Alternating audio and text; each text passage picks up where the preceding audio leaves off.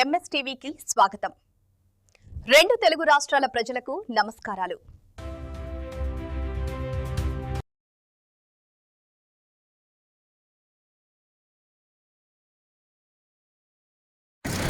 నడిమిగూడు గ్రామంలో సర్పంచ్ గారు దగ్గరుండి గ్రామ డ్రైనేజీలు కానీ వ్యవస్థను కూడా అన్నిటిని కూడా బాగు చేస్తున్నారు. Welcome to MS media. ఈరోజు నడిమిగూడు గ్రామానికి వచ్చాము, గ్రామ పంచాయతీకి. ఇక్కడ మరి సర్పంచ్గా గెలిచినటువంటి మీ పేరు? తెల్లం జనార్దన్ గారిని కలవడానికి వచ్చాము. Thank you very much. Okay, మీకు కాంగ్రెస్ తరఫున టికెట్ ఇచ్చినందుకు, సర్పంచ్గా గెలిచినందుకు ఎలా ఫీల్ అవుతున్నారు? అదేవిధంగా మీ గ్రామ ప్రజలకు ఏ పని మెసేజ్ ఇస్తున్నారు? ఈ యొక్క ఎంఎస్ మీడియా వచ్చిన వాళ్ళకి ధన్యవాదాలు తెలుపుతూ, నడిమిగూడెం గ్రామ పంచాయతీలో ముందుగా నాకు టికెట్ ఇచ్చినటువంటి మా వెంకటేశ్వర ఎమ్మెల్యే గారికి అయితే, అదేవిధంగా ఈ యొక్క నడిమిగూడెం గ్రామ పంచాయతీలో 5 గ్రామాలు ఉన్నాయి. 5 గ్రామాలలో అక్కడున్న జనము బొంపర్ మెజార్టీతో ఈరోజు గెలిపించారు.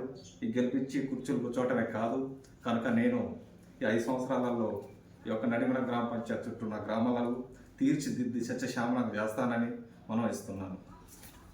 ఓకే సార్, మరి రాజకీయంలోకి మీకు రావాలని ఎవరి ఇన్స్పిరేషను, ఎందుకు వచ్చారు? సర్పంచ్గా ఎందుకు గెలిచారు?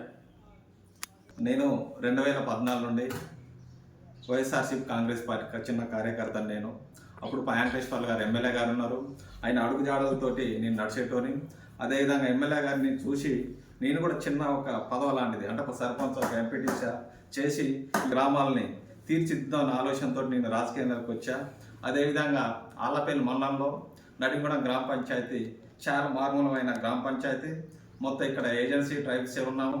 చాలా వెనకబడి ఉన్న గ్రామం కనుక ఇలాంటి వెనకబడి గ్రామాలని సత్యశ్యామలం చేసుడే నా యొక్క రాజకీయ లక్ష్యం అని ఈరోజు నేను రాజకీయంలోకి వచ్చి సర్పంచ్గా గెలిచి ఈరోజు ఈ స్టేజ్లో కూర్చోవడం జరిగిందండి. ఓకే సార్, చెప్పండి, ఇప్పటి వరకు ఎటువంటి అభివృద్ధి సంక్షేమ కార్యక్రమాలు ప్రజలకు అందించారు? ముందు ఏం చేయబోతున్నారు? గ్రామం అంటే సర్పంచ్ చేరేకి 4 నెలల రన్నింగ్ అవుతుంది. అదేవిధంగా నేను ఇప్పటి వరకు చేసిన సంక్షేమ పథకాలు ఏంటంటే, చేసిన పథకాలు ఏంటంటే ప్రతి ఊరిలో, ప్రతి గ్రామాలలో స్ట్రీట్ లైట్ ఏర్పాటు చేయడం జరిగింది. అదేవిధంగా ప్రతి గ్రామాలలో 5 గ్రామాలలో గ్రేవెల్ రోడ్లు, మట్టి రోడ్లు వేయడం జరిగింది. అదేవిధంగా ఇంకా ముందు కూడా అభివృద్ధి చేస్తానని కోరుతూ చెప్తున్నాను. 5 గ్రామాలలో ఎటువంటి చిన్న ప్రాబ్లం వచ్చినా కూడా ఆ ప్రాబ్లమ్ని సాల్వ్ చేసి జనానికి మంచి పేరు తెచ్చుకోవడానికి కొరకు నేను ట్రై చేస్తానని కోరుచున్నాను. ఓకే సార్, కాంగ్రెస్ 6 గ్యారెంటీ పథకాలు ప్రవేశపెట్టింది కదా, మీ గ్రామానికి, మీ గ్రామాలకి ఇల్లు వచ్చినాయి, ఇంకేమైనా రావాల్సినవి ఉన్నాయా? మా యొక్క గ్రామ పంచాయతీకి, మా యొక్క గ్రామాలకి మెయిన్ ఇంపార్టెంట్గా మహిళలకి ఉచిత బస్సు ప్రయాణం అని అది రావడం జరిగింది. అదేవిధంగా ఫ్రీ కరెంట్ 0 బిల్ అని ఇది రావడం జరిగింది. అదేవిధంగా ఎల్పిజి గ్యాస్ అంటే హెచ్పి గ్యాస్ ఇది రావడం జరిగింది. దీనికంటే మోస్ట్ ఇంపార్టెంట్ ఏంటంటే రైతులకు చేదోడుగా వ్యవసాయం చేసుకోవడం కొరకు ఒక చిన్న సహాయంగా ప్రతి ఒక్క ఎకరానికి 6,000 రైతు భరోసా ఇవ్వడం జరుగుతుంది రేవంత్ రెడ్డి గారు. కనుక ఇంకా ముందు కొన్ని ఉన్నాయి, అవి కూడా అందుతాయి. ఎందుకంటే కొత్త ప్రభుత్వం కాబట్టి కొద్దిగా స్లోగా తీసుకోవడం జరుగుతుంది సార్.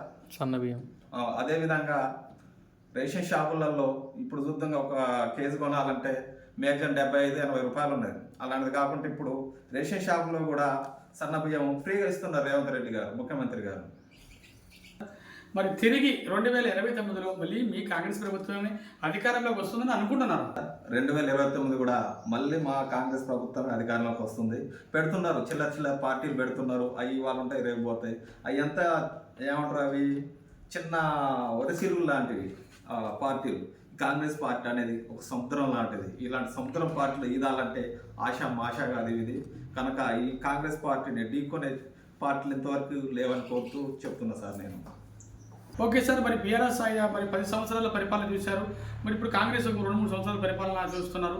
ఈ రెండింటికి గల వ్యత్యాసం, తేడా ఏమైనా? ప్రభుత్వం ఉన్నప్పుడు 10 సంవత్సరాలు పరిపాలించింది. ఆ బీఆర్ఎస్ ప్రభుత్వంలో కుటుంబ పరిపాలన అనేది కొనసాగడం జరిగింది. ఆ కుటుంబం పరిపాలనలో అన్ని అవినీతి పనులు జరిగాయి. కొన్ని రోడ్లు నాణ్యత లేదు, వంతెనలు నాణ్యత లేదు, అన్ని డమ్మీ చేశారు, ఈరోజు కూలుతున్నాయి. అదే కాంగ్రెస్ ప్రభుత్వం వచ్చి 2.5 సంవత్సరాలు అవుతుంది కాబట్టి 2.5 సంవత్సరాలలో రోడ్లు అయితే, భవనాలు అయితే, వంతెనాలు అయితే, నాణ్యమైతే సిమెంట్తో మంచిగా వేసి ఈరోజు నిర్మించడం జరిగింది.